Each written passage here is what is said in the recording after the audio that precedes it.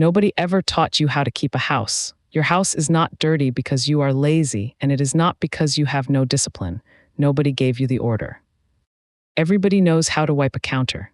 Almost nobody is ever taught the sequence, and the sequence is the whole job. This is how to clean your house in the order it is actually done, because when you work out of order, you spend the entire afternoon dirtying the work you have already finished, and that is why it never feels done. Watch what that looks like in a real kitchen. You wipe the counter and the crumbs land on the floor, so you sweep the floor, then you wash up and the water goes up the backsplash and runs down the cupboard door you wiped 10 minutes ago. An hour later the kitchen is clean, you are worn out, and you could not say when it was finished because there was no such moment. That is not a discipline problem. That is a sequencing problem, and it has an answer you can learn in about 90 seconds.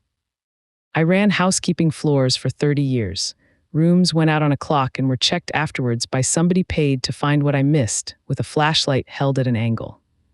You do not survive that on effort. You survive it on order, because order is the only thing that gets a whole room cleaned properly in 11 minutes and past.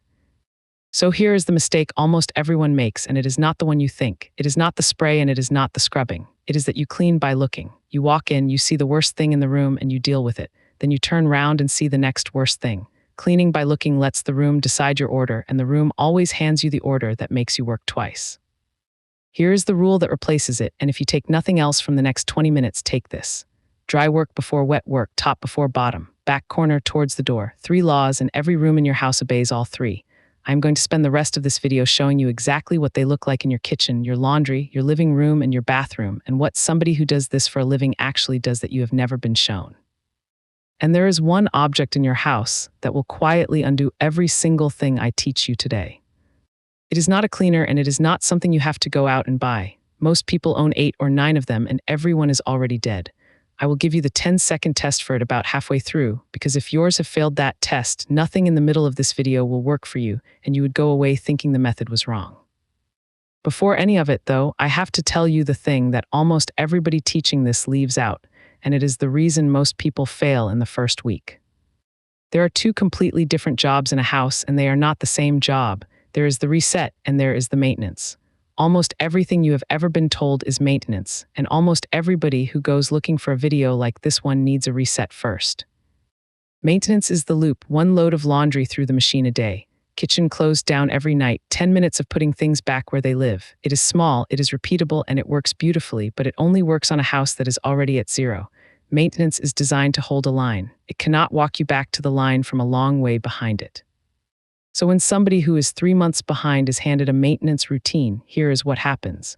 They do the dishes faithfully every night for 4 days, and the house does not look any different because the dishes were never the problem. And on the 5th day they stop and they decide they're the sort of person who cannot keep a house, when in fact they were handed the wrong tool and then asked to feel bad about it. So here is the honest test, and I would rather you actually did it than agreed with it.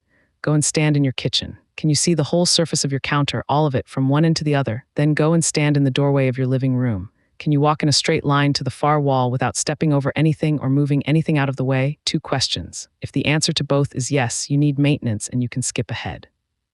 If the answer to either one is no, you need a reset first, and that is not a criticism. It is a different job with a different order, and it is a job that has an end. That is the part I want you to hold on to. A reset finishes. It is not your new life. It is a bounded piece of work with a beginning and an end, and on the other side of it, the small daily loop suddenly starts working because you are finally holding a line instead of chasing one. So let us do the reset properly, in the order somebody trained would do it, and the order is going to surprise you because you do not start with cleaning at all. You start with a trash bag and 1 lap of the house. That is all, 1 bag, 1 lap, and you take nothing but actual trash. Wrappers, packaging, dead pens, the mail from March, the thing at the back of the fridge. You are not making decisions about anything you own. You are not sorting. You are removing the material that is not in dispute, and in an average house that is between 1 and 3 bags, and it takes about 12 minutes. The reason this goes first is not tidiness. It is that every single thing after it gets faster. You cannot wipe a surface you cannot see, and a good half of what is sitting on your surfaces is not possessions at all. It is trash that nobody has yet looked at closely enough to name as trash. Second, you get the machines running, because the machines are the only free labor in the building. Dishes into the sink or into the machine, and you start it now before you have cleaned anything. 1 load of laundry into the drum, and you start that now too. Both of those will run for the next hour while you work, and if you leave them until the end of the reset, you will finish exhausted and still have 2 hours of waiting in front of you. Third, and this is the step people skip, you take one basket or one box and you do a lap collecting only things that live somewhere else. The mug in the bedroom, the shoes in the hall, the 3 toys in the kitchen. You are not putting them away as you find them, because putting them away as you find them is how a 15-minute job becomes an afternoon. You walk into a room to return a mug, you notice something in there, and you never come back. So the basket collects, and only when the lap is finished do you empty it, room by room. And there is one thing that will stop a basket lap dead, so let me deal with it now. You will pick something up and realize that it does not live anywhere. It has no place. That is not a decision you have to make while you are standing there holding it, and if you try to make it, the lap ends there and so does the reset. So you have one box and anything with no home goes into that box and the box goes in a cupboard. You are not throwing it away and you are not deciding anything. You are getting it off the floor so that the work can carry on. You come back to that box on a different day, in a different mood, when you are not standing in the middle of a job. Half of what feels like a cleaning problem is really a storage problem wearing a cleaning problem's coat, and the two have to be solved separately or neither of them gets solved at all. And fourth, you pick one room and you finish it completely. Not the biggest, not the worst, whichever one you will look at the most today, which for most people is the kitchen. You set a timer for 20 minutes, you apply the 3 laws to that one room, and when the timer goes, you stop, whatever state it is in. I want to be very clear about why the timer matters, because it looks like a gimmick and it is not. A house with no finished room in it gives you no feedback at all. Everything is gray, everything is halfway, and you have no way to tell whether 4 hours of work moved anything. One finished room gives you a standard to measure the rest of the house against, and it gives you the only thing that actually keeps people going, which is the feeling of having completed something. You learn this in the first week in the trade. You never leave a room half done to start another one. You finish it, you check it, you move. So that is a reset. Bag machines, basket, one finished room, and you repeat that last step on your own schedule until the 2 questions both come back yes. It might be 2 days, it might be 2 weeks. The point is that it ends. Now the maintenance, and this is where you will spend the rest of your life, so it had better be short. It is 3 things a day, and the first one is the kitchen. The kitchen close down is the highest value habit in a house, and it takes 11 minutes when it is done in order. Here is the order, and I want you to notice that the cleaning is only the last third of it. You clear first. Everything off the counter that does not live on the counter, plates to the sink, food back into the fridge or into containers. Clearing is not cleaning, and you must not blend the two, because the moment you start wiping around objects, you have doubled the time and halved the result. Then you scrape and stack and you start the water or the machine for the reason I gave you a minute ago. It runs while you work. And on the machine against the sink, because everybody asks, use whichever one you will actually do tonight. A machine you load badly beats a sink you never fill. But if you do use the machine, there is one part of it you have to know about, because almost nobody has ever taken it out. There is a filter in the bottom of it, underneath the bottom rack, and it unscrews. If a machine has been running for a year and the glasses are coming out gritty, that filter is the reason, and no cycle setting will fix it. 2 minutes once a month under a running tap. That is the entire job, and it is the most common reason a perfectly good machine gets replaced. Then you wipe, and you wipe from the top down. The fronts of the wall cupboards first, then the backsplash, then the counters. Every one of those sheds onto the one below it, and if you wipe the counter first, you will be wiping it again in 4 minutes and you will not even notice that you did. Then the stove, then the sink. The sink goes second to last always, and this is the one people find strange. The sink feels like the center of the kitchen, so it feels like the place you ought to start. But the sink is the drain for everything else you have just done. Every cloth you rinsed, every crumb you swept off the counter with the side of your hand, all of it went into that bowl. Clean the sink first and you will clean it twice, and the second time you will be too tired to do it properly. And the floor goes last of all. Not because floors do not matter, but because every single thing you have done for the last 10 minutes has been landing on it. Sweeping a kitchen floor before you wipe the counters is the purest example of cleaning by looking that there is. 11 minutes, clear, load, top down, stove, sink, floor. And you will get faster than that, because a route you repeat stops needing decisions, and decisions are most of what makes a job feel long. The second daily thing is the laundry, and there are only 2 rules in it that really matter. The first is that one load goes in early, and it goes in before you do anything else, for the same reason as before. A machine you start at 8 in the morning has given you 2 free hours by 10. A A machine you start at 9 at night has given you a wet load sitting in a drum overnight, and I will come back to what that particular mistake costs you. The second rule is that a load is not finished when it is dry. A load is finished when it is put away, and the gap between those two things is where every laundry pile in the world is born. There is no such thing as a person with a laundry problem. There are only people with a folding problem, and it has a mechanical fix. You fold straight out of the machine while the load is still warm, not because warm is pleasant, but because creases set as fabric cools. A load folded warm goes flat, stays flat, and takes about 4 minutes. The same load folded cold has to be fought with, takes 9 minutes, and looks worse when you have finished, which is precisely why you will not do it. Every basket of clean clothes sitting on a chair anywhere got there because somebody let it go cold. 2 more things worth knowing. Sort at the source and not at the machine, which means the sorting happens as the clothes come off into separate bins and not in a heap on the floor on laundry day. And wash towels on their own, not for any mysterious reason. Towels shed an enormous amount of lint, and they want a longer, hotter cycle than most of your clothes do, so putting them in with everything else gives you linty clothes and half-washed towels in one go. And that damp load left in the drum. In a warm house, you have about 8 hours before it starts to smell, and the important part is that once it is in the fiber, washing it again does not take it out. You have to strip the load, which is a long hot wash with nothing softening in it at all, sometimes twice. 8 hours of forgetting costs you 2 hours of repair. It is the most expensive mistake in a laundry room, and very nearly everybody makes it monthly. The third daily thing is 10 minutes with a timer and a basket, and it is the same basket lap from the reset, only smaller. Things go back where they live. Beds get made, which takes 90 seconds and changes how an entire room reads. And the one habit that is worth more than the other two put together, which is that when you are already walking that way, you take the thing with you. You are going upstairs anyway. The cup is right there. That is not a chore, that is a free ride. And a house where everybody takes the free ride never generates the pile in the first place. And now I want you to go and actually do something, because this next part is the one I promised you at the start, and it is the reason good methods fail in real houses. Go and get one of your cleaning cloths, the soft ones, the microfiber, hold it flat, put a few drops of water on it, and watch what the water does. If the water vanishes into the cloth instantly, the way it would drop through a sieve, that cloth is alive and it will work for you. If the water sits up on the surface for a second, or beads, or rolls straight off the edge onto the floor, that cloth is dead. Not dirty, dead. And no amount of washing brings it back. Here is what happened to it. A microfiber cloth works because it is a mass of split fibers with an enormous amount of surface area, and it lifts by dragging things up into that structure. Fabric softener works by coating fibers, so does a sheet in the dryer. One wash with either of them fills that whole structure with a waxy film, and from that moment the cloth cannot pull anything into itself, so it does the only thing still available to it, which is push things around. It smears. And you stand there wiping a counter, watching it get streakier the harder you work, and you blame the spray. If any of this is useful to you, subscribing genuinely does help it reach the next person who was never taught either, and it costs you nothing at all.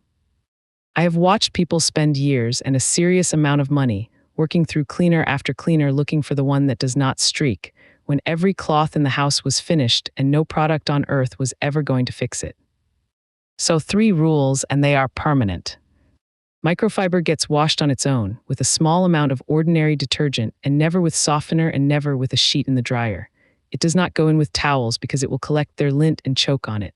And it comes out on a low heat or it dries on a line, because high heat melts the tips of the fiber and does the same damage the softener does, only faster. The second half of cloth discipline is the part that would fail an inspection, and it is not about the state of the cloth at all. It is about where it has been. A cloth that has touched a toilet does not go on a counter.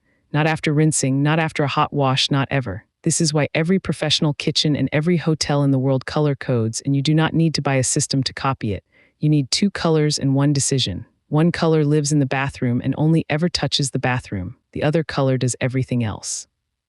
That is the entire system, and if you have ever wondered how a room can be visibly clean and still smell faintly wrong, you have just found out. And the working minimum inside a single room is 2 cloths, not 1. One damp, one dry, the damp one lifts. The dry one takes away what the damp one left behind, which is water with whatever was dissolved in it, and that residue drying in place is what a streak actually is. One cloth can only ever do the first half of the job. This is the whole trick to glass, and it is why somebody trained does not need a glass spray at all. Damp cloth, then dry cloth straight away before the first one has dried. mirrors, windows, the glass in the door, the front of the oven, 2 cloths, and no chemistry. Now, the other thing you would notice if you watched a professional work is what they do not do, and what they do not do is walk. Everything for the room goes in one caddy, and the caddy goes in with them once. In a hotel that is not neatness, it is arithmetic. If a bathroom is 9 minutes and you walk back for something twice, you have added 2 minutes of walking, and far worse, you have broken the route twice, and after the second break you will not remember whether you did the taps. Time yourself in your own bathroom this week and just count the walks. Most people do 4 or 5. Cloth from the kitchen, spray from under the sink, trash bag, toilet paper, paper towel. 5 walks in an average house is close to 4 minutes, which is almost half the job, and it is the real reason cleaning a bathroom feels like 40 minutes when the actual work in it is 9. You do not need to buy anything for this. A bucket works, a grocery bag works. What matters is that it is packed once and it holds the whole job. 2 cloths in each color, whatever you use for a bowl, whatever you use for general surfaces, something with a bit of grit in it for the bath, a brush, a trash bag, and the refills, so that you are not making a second trip for a hand towel. Right? Once a week you do a circuit, and the whole house takes about an hour when it is done in order, which I promise you is less than you are spending on it now. Dust before floors, always without exception. Everything you disturb up high comes down. Vacuum first and you will only vacuum again, or more likely you will not, and it will sit there all week exactly where it landed. And dust with a damp cloth, not a dry one, and not with a feather duster. A dry cloth does not remove dust, it launches it. It goes up into the air, hangs there for about 20 minutes, and settles back down onto the surface you have just done, which is why a dry, dusted room looks perfect for half an hour and gray by the evening. Damp captures it. That is the difference between moving a problem around and actually removing it. Inside a room, top down in one direction. Start at the highest thing, work down the wall, and go round the room one way only until you arrive back where you started. One direction is not about neatness. It is what makes it impossible to do the same surface twice or to miss a wall altogether, and it is the reason somebody trained never has to stand there wondering whether they have done a room. The root remembers it for them. Then the floors, and the same law applies at the size of the whole room. You start in the far corner and you finish at the door, so that you are always retreating out of clean space instead of walking back across it. If you have ever mopped yourself into a corner, then you already understand exactly why that rule exists. And the same law decides which room you do first, which is a question nobody ever answers for you. You work from the cleanest room to the dirtiest, and you finish in the bathroom. Bedrooms, then the living room, then the kitchen, then the bathrooms last of all. It is back corner to the door again, only now the whole house is the room and the bathroom is the doorway. There are 2 reasons for it, and they are both physical.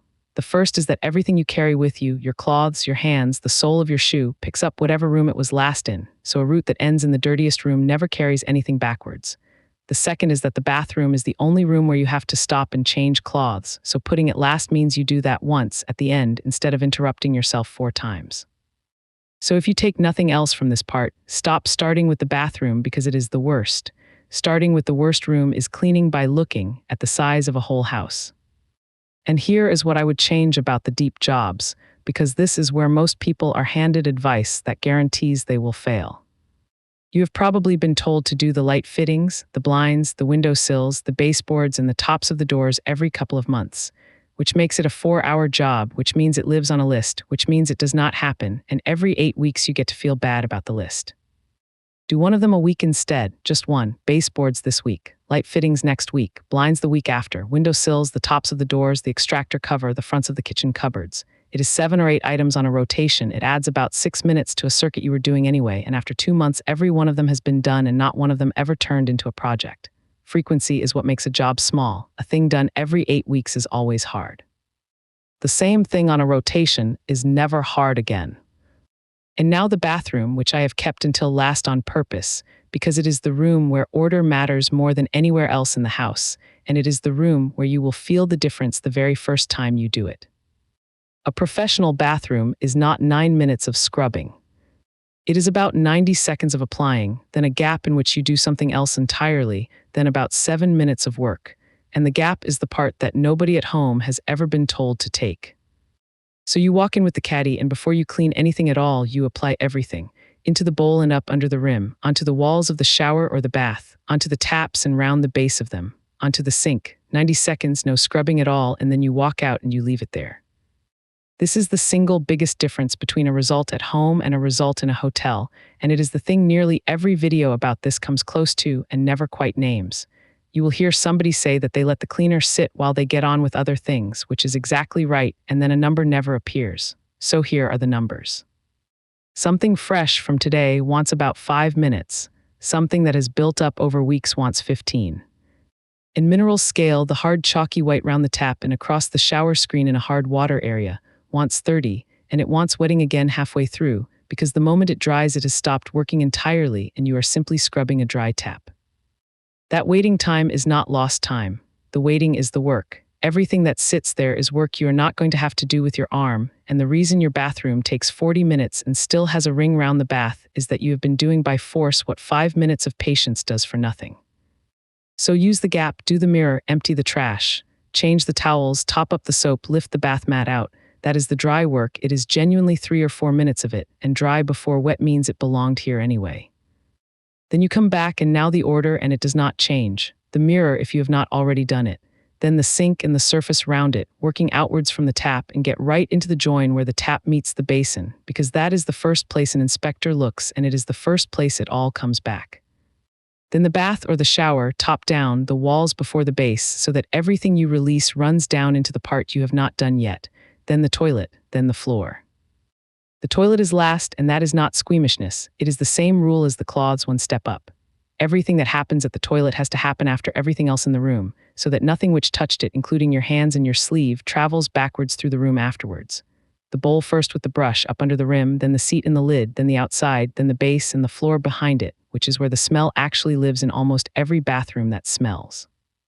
And use something you can throw away on the outside of the toilet. Paper towel is fine. That is the one place where a cloth you have to wash again is more trouble than it is worth. Then the floor, far corner to the door and out. And then the step that is worth more than everything in front of it, which is that you dry the room. Take the dry cloth and go over the taps, the glass, the mirror, and the sink, 10 seconds each. A bathroom left wet grows back the very thing you have just taken off, because the water sitting on that tap is carrying dissolved mineral and it puts it down every single time it dries. That is where the chalky ring comes from. That is where the spots on the screen come from. And drying is the difference between a bathroom you do once a week and a bathroom you have to attack once a month. 10 seconds of drying buys you 2 weeks. So that is the whole system, and I want to put it in front of you in one piece, because written down it is a great deal smaller than it sounded. 3 things a day, the kitchen closed down at night, 1 load of laundry all the way through to put away, 10 minutes with a basket, that is about half an hour in total. 1 circuit a week, dust with a damp cloth top down one direction, then the floors far corner to the door, plus 1 rotation item, that is about an hour. And 3 laws that decide every order you are ever going to need. Dry before wet, top before bottom, back corner to the door. That is it. That is the whole trade, less 30 years of practice, and there is not one product name anywhere in it, because the method is the part that works and the products are very largely interchangeable. Whatever is already under your sink will most likely do, and if it genuinely will not, then that is a conversation about one particular mark on one particular surface, and not about your house. The last thing I owe you is how to know when a room is done, because without a standard you will either stop too early and feel guilty about it, or keep going forever and burn out, and both of those end in the same place.